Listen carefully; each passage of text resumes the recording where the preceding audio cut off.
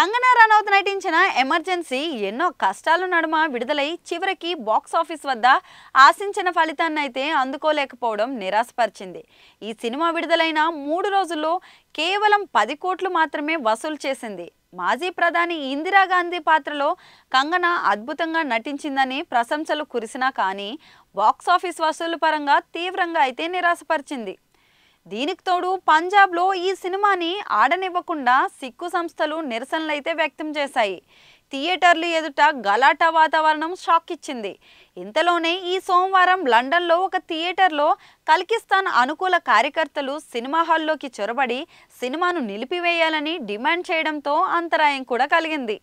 Theatre లోపల ప్రేక్షకులతో వారు మాటల యుద్ధానికైతే దిగారు.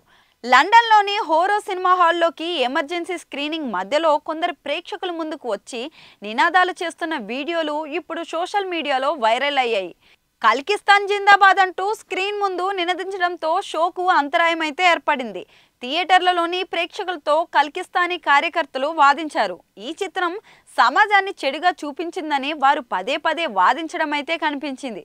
దుండగులపై థియేటర్ అధికారులు ఇంకా ఫిర్యాదు కూడా చేయలేదు.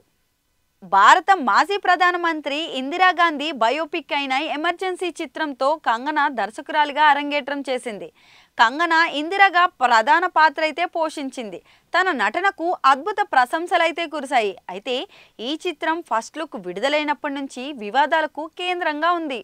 పలుమార్లు విడుదల ఆలస్యమైంది. ఈ చిత్రం ముందుగా సెప్టెంబర్ 2024లో విడుదల కావాల్సి ఉన్నా కానీ సెన్సార్ బోర్డు దీనికి సర్టిఫికేట్ ఇవ్వడానికి నిరాకరించడంతో చివరి నిమిషంలో అయితే వాయిదా పడింది.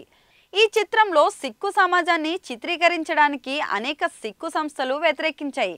దీనివల్ల CBSI సూచించిన కట్స్ మార్పులను పాటించిన తర్వాత రిలీజ్కైతే లైన్ క్లియర్ అయింది.